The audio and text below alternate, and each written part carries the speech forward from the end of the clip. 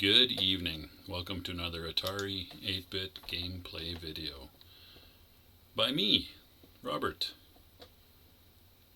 What I have queued up for you here now is Asteroids II by Incubus Software, a program by K. McNichol. Now, there doesn't seem to be a year here, and as is my habit, I haven't really done any research. I have not played this game before. It's unlikely that this was a licensed conversion by Atari, or it would have said something about Atari, licensed from Atari. What do we got here? No options. Press start to play. Alright, let's give it a go.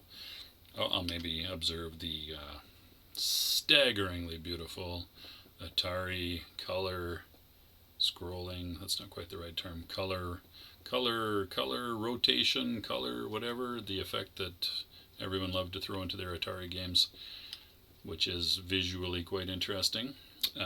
Anyway, let's have a go. Alright. Pulling back doesn't do anything. Left and right. And thrust.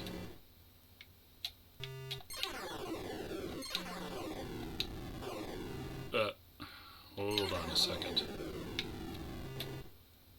I know those sounds. Those are lifted from something. What are those lifted from? Yeah, 100%. Those sound effects have been lifted. Torn, ripped, borrowed. Borrowed? Maybe borrowed. From another game, and I think it is Buried Bucks, which is one of my all-time favorite Atari games. I'd made a video on it, and I'm pretty sure that that's what that's from. So that the sound effect when you fire in Buried Bucks, there are these things that fall from the sky, I guess, and they land on the ground and they make turrets, which then fire, I don't know what, slow-moving clouds of shrapnel at you. Okay, I just died. I'm too busy thinking about Buried Bucks. Oh, you get a little shield when you start. That's a good. It's actually not a bad. Oh, you can't move though. No moving when you're in your shield. Oh, I see, and it lasts until you fire. Alright, that's not a bad compromise to trying to find a place to drop your player on the screen. Drop your player right in the middle and give you a shield until you're ready to move or play. Ready to play. So you could wait until I didn't see any indication of a limited time there. And probably there isn't, because what fun would it be to sit there forever? But if there's a bunch of asteroids on the screen, then you could wait until you had a reasonably clear spot before starting. So, some observations. The ship, not bad as you rotate it, not too bad. A little bit funny looking in certain of the rotations. They could maybe have cleaned that up. I'm not sure what they were going for there, other than maybe slightly better looking than the official Atari version. Something that stands out here is that you've... I was going to say there's only 2 asteroid sizes. Am I wrong about that? Certainly it's not very difficult, at least not so far. No... Geez, those sound effects get old quickly.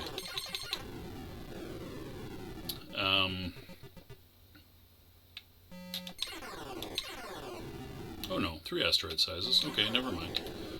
I was going to say there's only 2 asteroid sizes, which is kind of cheesy, but that's not true, so disregard. The trajectories that the asteroids take is maybe just as random, but the overall play speed is, although your shots move very quickly, the asteroids themselves really don't. Quite a chunky movement. The animation is not smooth. I wonder if this is some kind of character-based...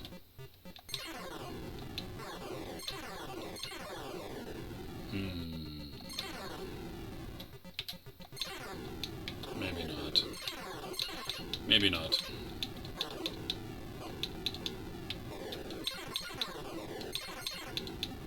You have sort of a double effect with your shots as they move. That's not terrible. Looks a little odd, but it's not a bad effect. Alright, well, there you go.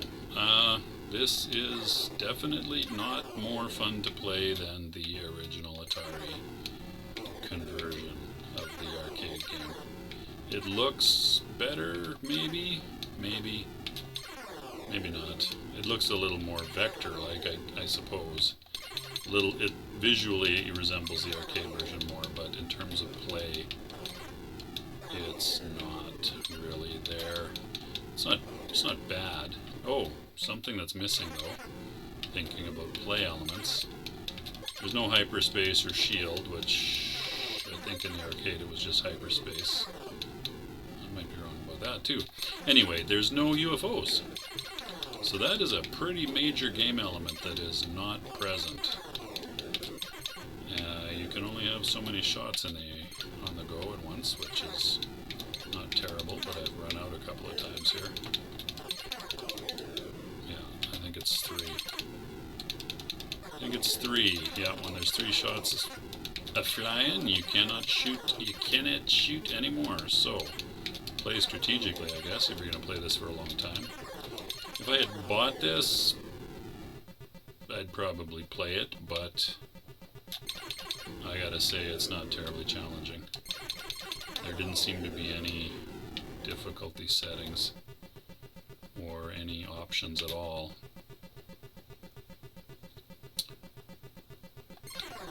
I guess the background noise, the beeping, yeah, tempo speeds up as you get fewer and fewer, or as you eliminate more and more of the asteroids, which is a thing that Space Invaders pioneered. I'm gonna say pioneered. I could be wrong about that, as I am wrong in so many things.